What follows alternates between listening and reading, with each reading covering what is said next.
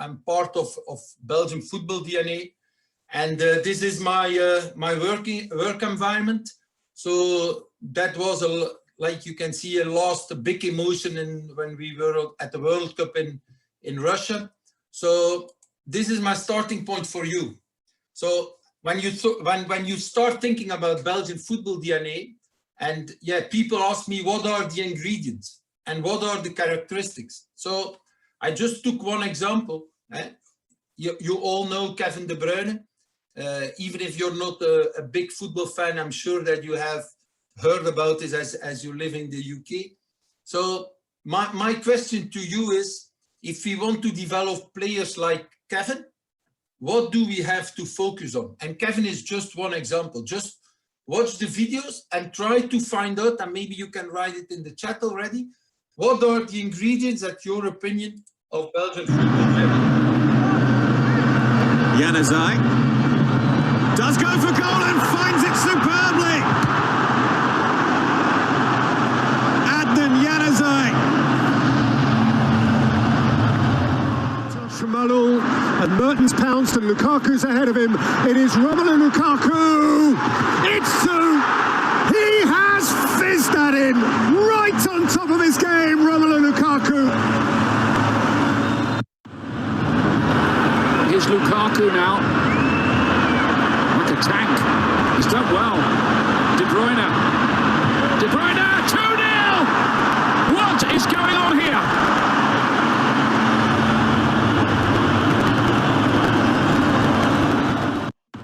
What are your ideas about what do you need to work on if you want to develop players like that? And like you can see here, in education in football or development in football, and it's like that in all the sports, it's a very complex situation, but especially in football, because we want to have an impact on the player, but the player is part of the team, which gives you much more complexity. And the team, they have to play a game. And the game is random, because you play against an opponent, you never know exactly what they are going to do. And then you are there as a coach, and you want to have all these things under control. It's quite an impossible target. It's mission almost impossible to have all these things under control. So what we have been doing in ORFA 20 years ago, in the year 2000, was starting to think about how can we create a coach education philosophy to help these coaches to have an impact on the player? And what do we have to focus on? Because that was my starting question. What are the ingredients? And in some minutes, we will maybe just check the chat, and maybe Owen can do it already, what you have been writing about it. Do we have to focus on the team? Do we have to focus on the player, or do we have to focus on every single game we have to play? So these were questions that we have been asking 20 years ago. And the answer was, how can we build? We want to build a coach education philosophy, and this philosophy will be like the coach of the coaches to help them to tackle this problem situation. Yes? So how did we do this?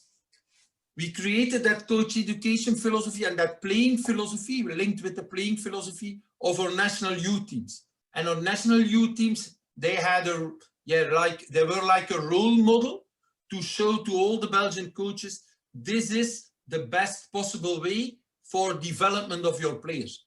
I really say for development of the players. I don't say this is the best way to have success on the short term. For me, football education, it's like every coach should be like a teacher, but I have to give some small nuances. Every coach should be like a good teacher, and you will see, you will discover in a minute what I mean by this, because it's about how can we create the best possible learning environment for every single individual. Yeah.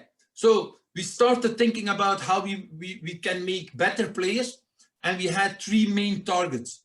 We created a playing system 4-3-3 for the whole nation, and it's still the case. This is the reference formation. If we want to play in a 4-3-3 formation, what profile of players do we need? So we have to make that these two things that they match. And very important thing, we want to focus on creativity. So this is how we created that Belgian football DNA, and that's really the only way and the best way to tell who you are. And of course, in my job, coach education, and like what we are doing today, this webinar is really key for development of your sport, of the game. It's key for the development of the coaches. And one of the things I want to make you think about is, we talk a lot about creativity, but and it's also my responsibility. We as adults, we are responsible for killing creativity. And I always use this cartoon to say, look, Hobbes, I got a paint by numbers kit. It's really, really fun. And you know this paint by numbers kit. And he said, yes, but Hobbes says, you're not painting in the lines, and you're not using the right colors, the colors that correspond to the numbers. And the small boy says, yes, but if I did that, I would get the picture that they show on the box. And I don't want to get that picture. I want to be creative and make my own picture. So let's really think about that, about our role as a coach and how we can deal with that lack of creativity, or how we can really develop that creativity.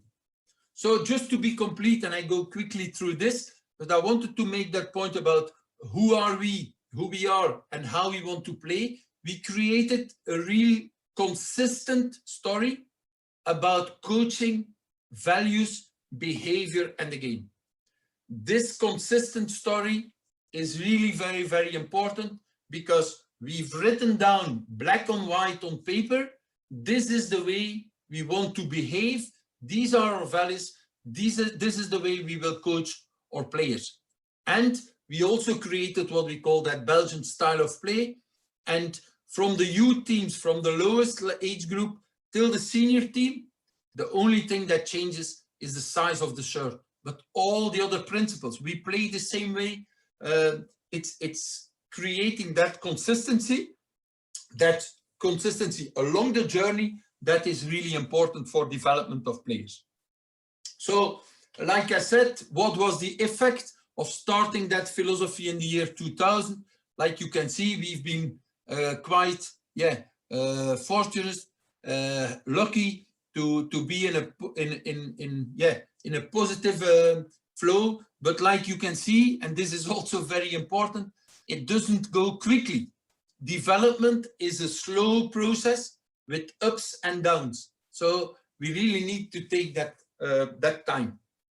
So just to come back about our roles as coach educators or as coaches, is to give players, children, roots to grow and wings to fly. And when you watch this picture, when you're a child or when you're a player, where do you want to be? On the left side, coach-centered environment, or in a player-centered environment. And I think it's quite clear that we want to be on that right side with freedom, with access to creativity. So we created that vision of development that was based upon 3 pillars, like you can see here. Fun.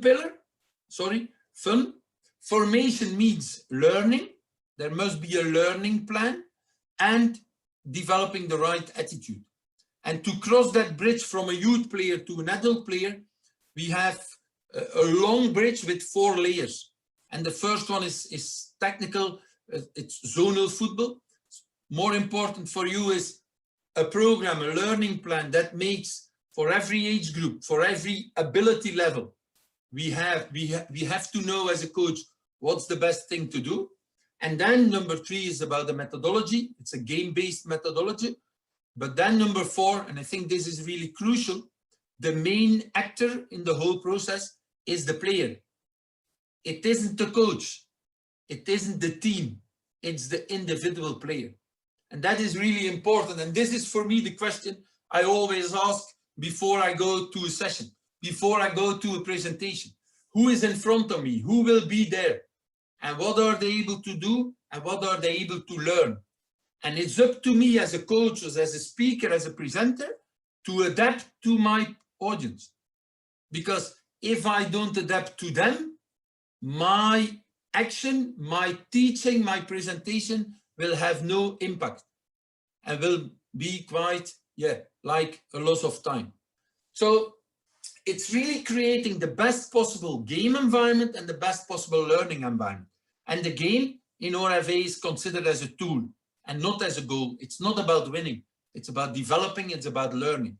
That means, as it is not about winning, there are no tables. Till the age of under 14, we don't have tables. And we never lose, or we win, or we learn. So we talked about coaching switch. The player first, the ego of the coach second. Yeah. Or maybe forget about the ego of the coach. So I just want to share with you what we call in Belgium the coaching paradigm. You have two types of coaches, two profiles of coaches. Tell me what you see. And I'm sure some people will see different things. Is it about right or wrong? No. It's about the way you watch the reality, the way you interpret the reality. And that's what we call a paradigm.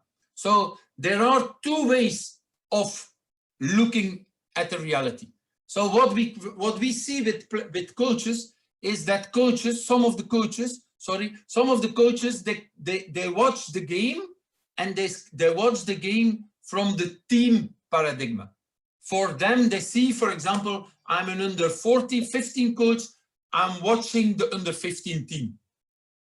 Some other coaches who are also coaching the under 15 team, they don't watch with the team paradigm, they watch with the player paradigm. So they watch the same game, but they don't watch the team. They watch the single individual players playing in that under 15 team. What's the difference of that team-centered approach and the player-centered approach? When you're a coach with a team-centered approach, you will focus on the creation of a strong team, and you will be worried about having a performance, having a good result with that team, because you are the coach of that team. You're proud of that coach.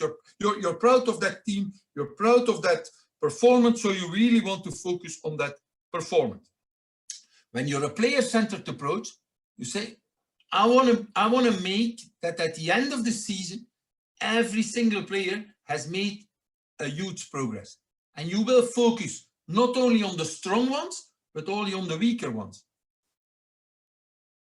The team-centered coach, however, will be focusing on the result of the team.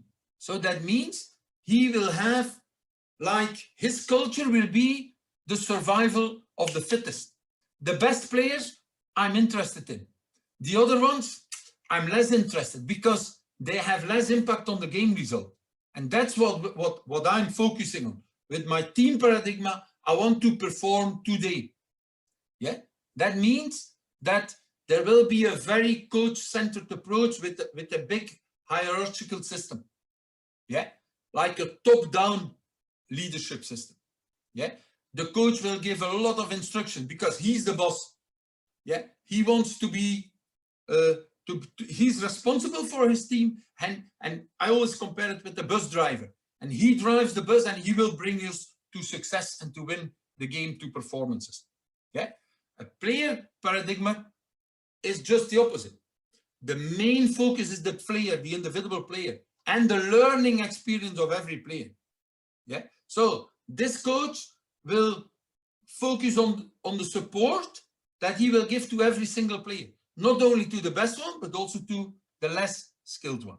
Yeah. And here we see the coach as a mentor and as a helping hand.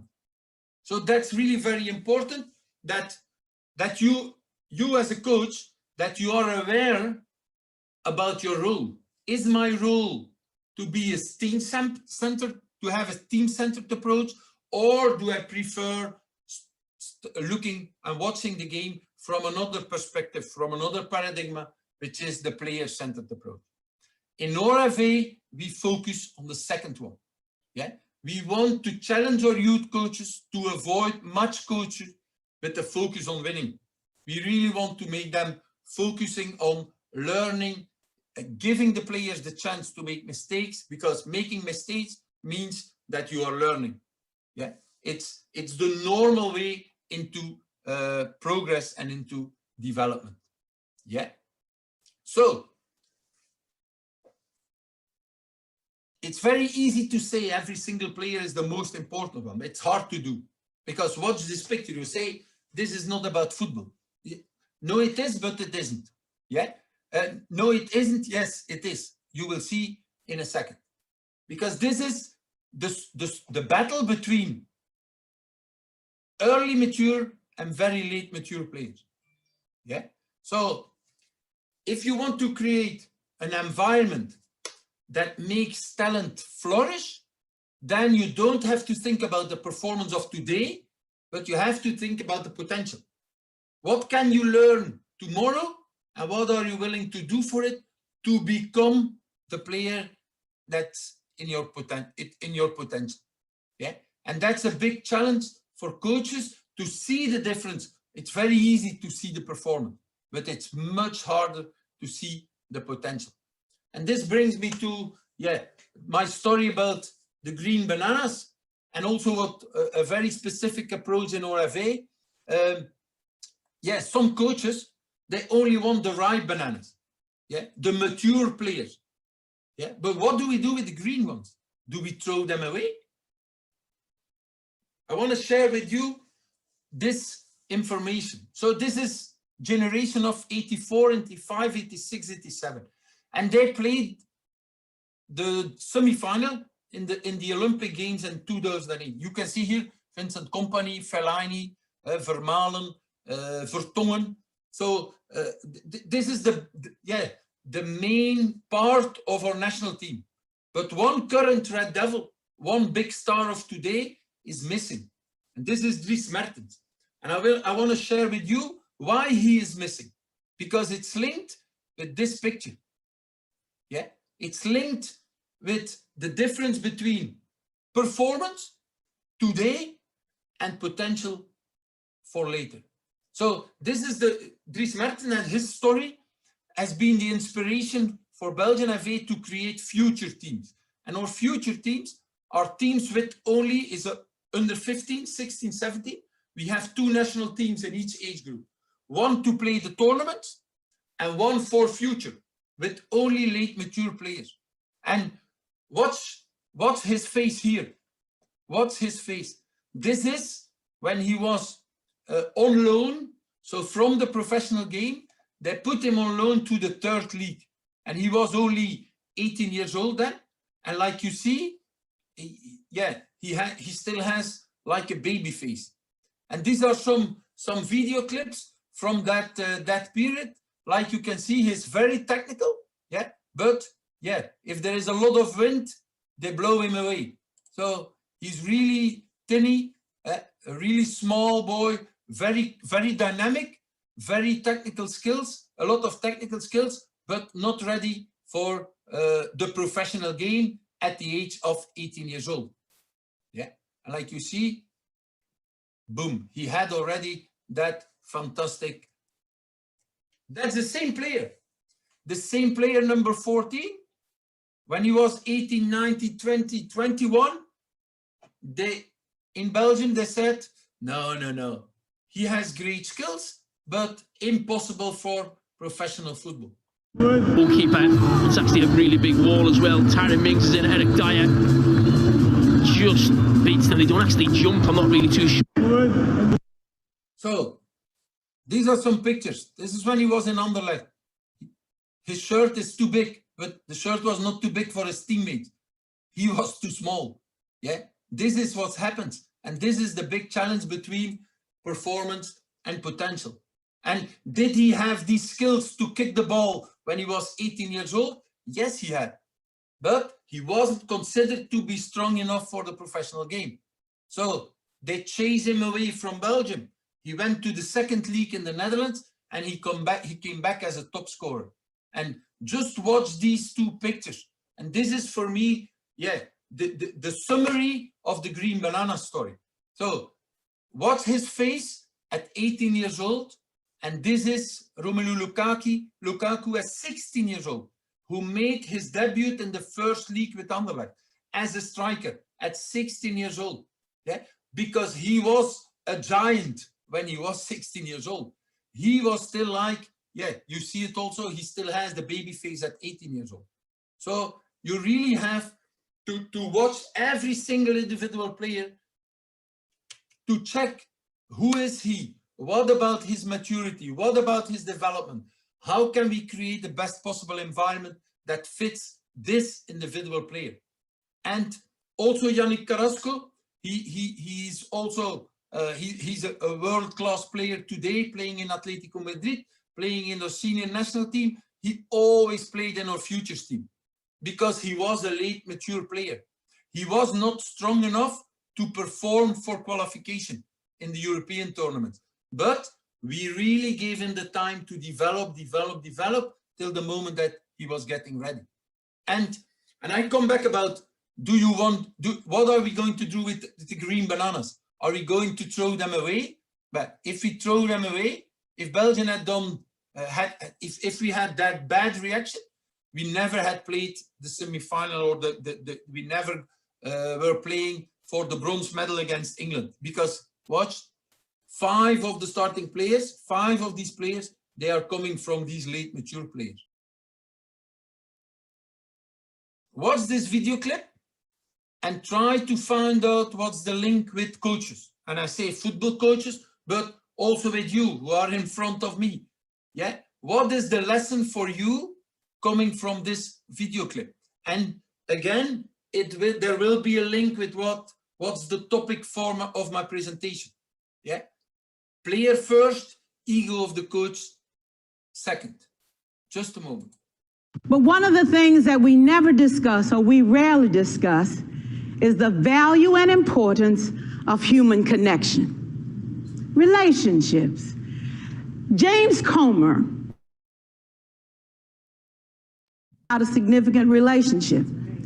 George Washington Carver says all learning is understanding relationships. Everyone in this room has been affected by a teacher or an adult.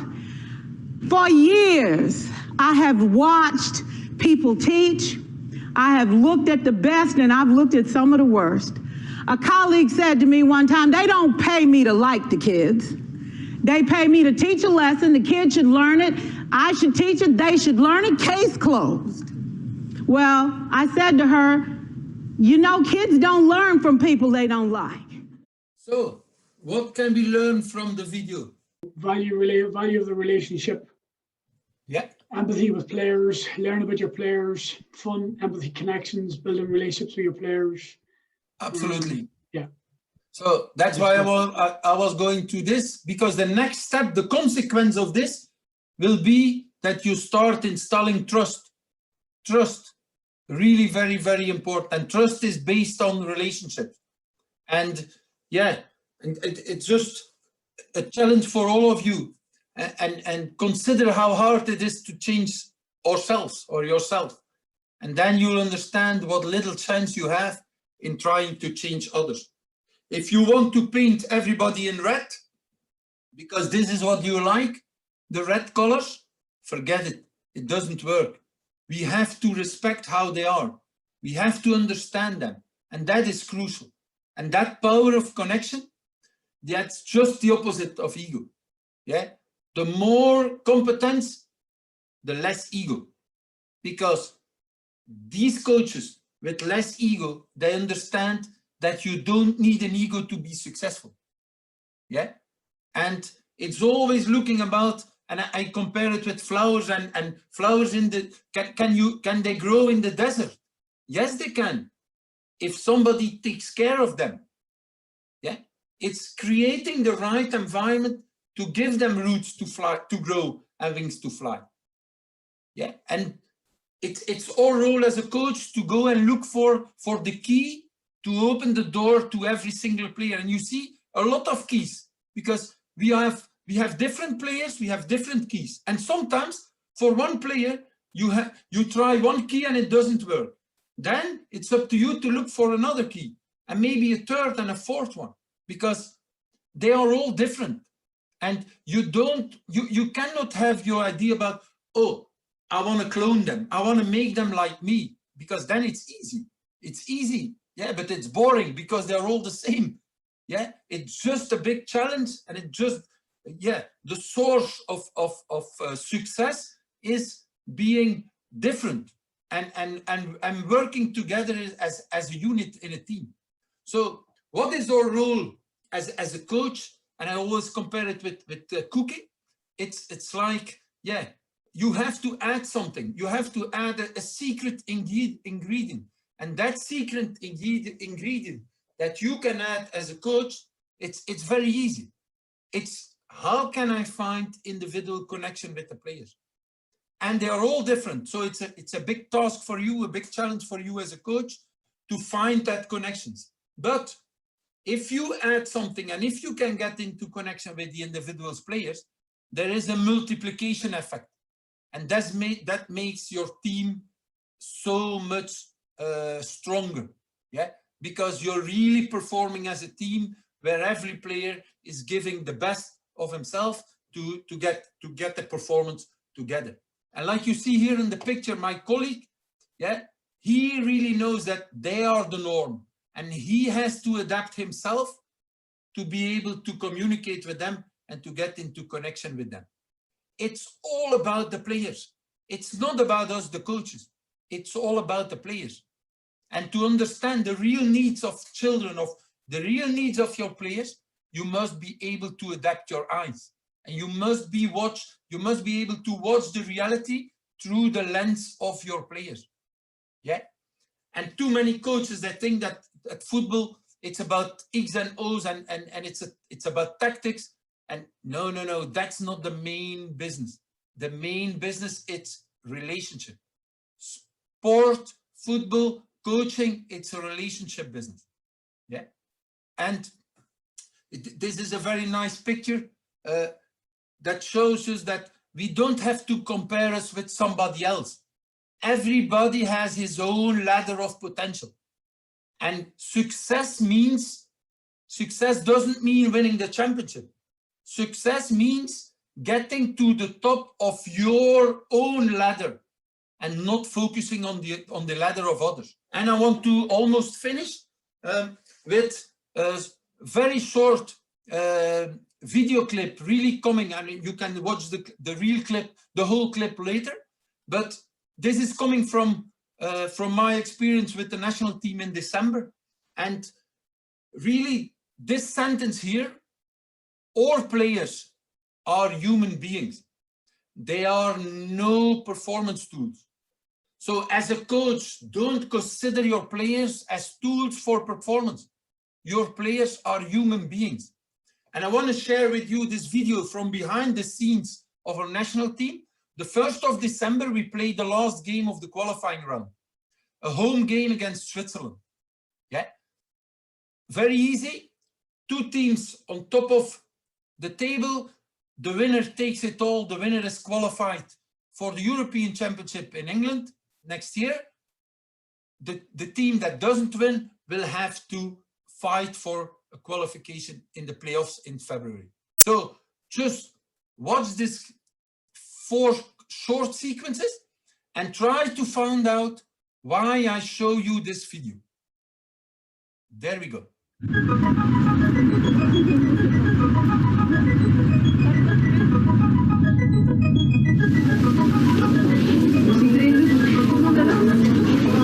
Oké, dames, Zwitserland vandaag.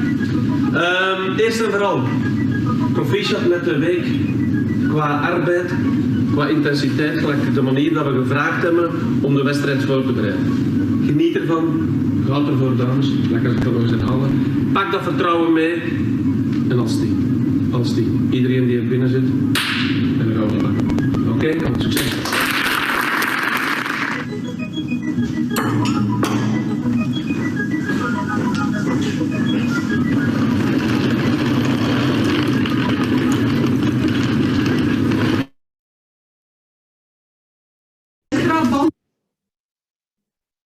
Second part, so just before the game.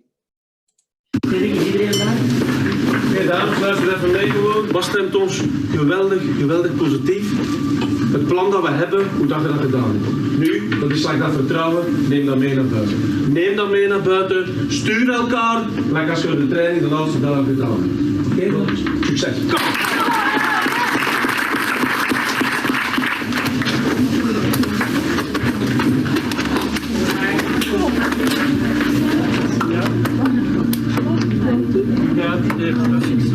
Vertrouwen hebben, kom op. Met vertrouwen, hè. Gewoon, hè. Number 3, halftime, at halftime.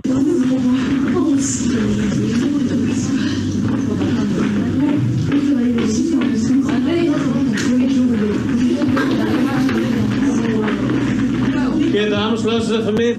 Eerst en vooral proficiat, wat dat hier al getoond hebt in de eerste helft. Ik wil niemand, ook niet, een ontgoocheld gezicht zien tonen de tweede helft. Als je eens een slechte pas geeft, of als er eens iets weet niet wat is. Niet, hè. Niet. Dat is ook volwassen, hè. Ja? Kom op, hè. Allemaal samen er tegenaan. Kom,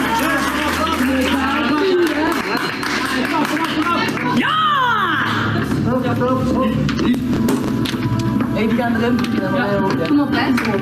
Ja, de eerste kwartier is belangrijk, hè. Ja, zoals we zeiden. Ja. De eerste kwartier komt, hè. Daar gaan we spelen. Ja, de eerste kwartier komt. And then the last one.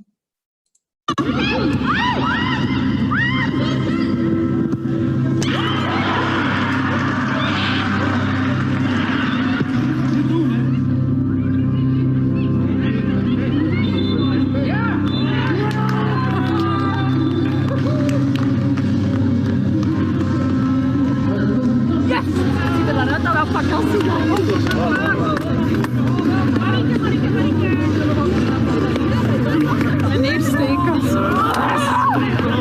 Ik heb niet dat zo monster, hè. Maar als voetballer, hè.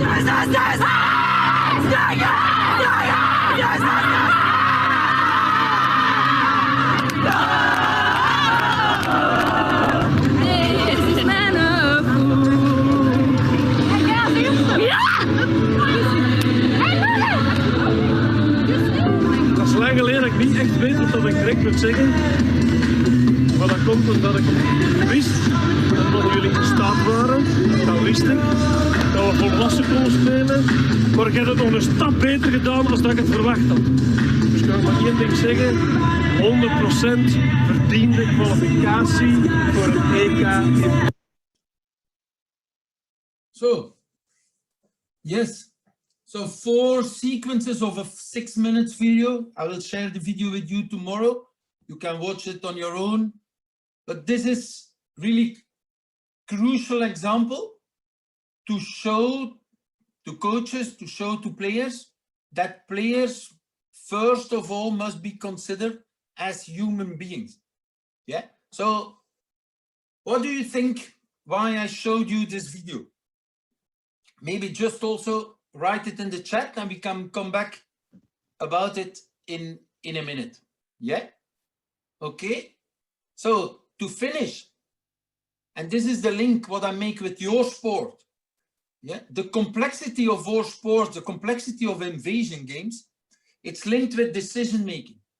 And this is the process that's happening all the time. Players should scan the environment, scan the context, what's happening around me, the opponent, my teammates, the space, where is the ball, where is the...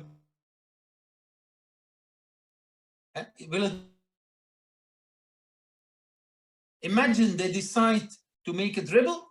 Immediately after that, they will go to the assessment of the action to check, was it the right action? And then again, it starts a new cycle. That's going very quickly. Yeah. So this makes it really, really very complex. That process of and cycles of scanning, decision-making, execution. All the time there is action and interaction with the context to find the best possible action. And this is what we call in Belgium, we have to create our game model, that the players know exactly, that it's clear what they have what they have to do. Because as a coach, often you ask them, and do you understand? And they all say, yes, coach, yes. Yeah, but do they really understand? Because this is a problem. If this happens on the pitch, yeah, then there is a problem, because some players say there are 4 blocks and some other players say, no, there are 3. So when this is not very clear, yeah, there is a problem, because the decisions of the team will never be the right decisions. Yeah, and that's the complexity of invasions games, that you have to learn the game and by playing the game together. And this is like you can see in this cartoon. If these 2 dogs, if they don't decide to work together, if they do it in their own way, he's going to the left, he's going to the right, they will never get the food. If they start thinking together and making the same decisions together, they first go to the left and then they go to the right. So it's all about cooperation. Yeah, and this is what happens in the pitch, on the pitch. These players, their brains, their decisions should be in connection with each other. And the closer they are to each other, the more they should be connected. Yeah. And to finish, I want to just to make you some challenges about efficiency. And here again, I come back about teaching. Coaches who teach, and this is a great cartoon to show you that image. So a friend of mine tells me, I taught Stripe, his dog, how to whistle. And this is me in green, and I say, I don't hear him whistling. And my friend says, yes, I said I taught him. I didn't say that he learned it. So we as a coach, if we want to teach, one topic after another, do we really care about what they have learned? Or should we really start from the individual and really start asking about what is the best starting point? What does effective coaching mean for you? Yeah? How can you as a coach help this process? Yeah, and that's my last challenge for you. Think about 3 important skills of a coach to facilitate that process of effectiveness, yeah, or effective coaching. Yeah. So this is something you really have to keep in mind. If you're, as a coach, if you're talking, your players, they forget. If you're just focusing on teaching, you have a chance that they may remember. But if you involve them, then they will learn. So your role as a coach is to be the architect of the best possible environment. And in that environment, feedback is a magic tool. Just think about this as a coach. Try to think about, can I see the reality, the game, the training through the lens of my players? As a coach, you need to see learning through the eyes of the players. And then step by step, players can see themselves as their own coach. Yeah. And evidence shows us that the greatest effects on student learning come when not only the students become their own teachers through self-monitoring and self-assessment, but when the teachers become learners of their own teaching. And that's so important, that you as a coach, that you try to start learning about the way you're teaching, that you start to ask questions and you ask feedback about your session. Yeah. And this is, for me, the last slide. We have a very good example in our staff. It's really the role model for everybody around our national teams and for the whole country.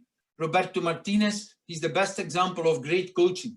And great coaching, for us, it's all about being person-centered, empowering, organized, of course, positive. It's all about learning and engaging. That means, in one word, it's about people. So thank you for listening.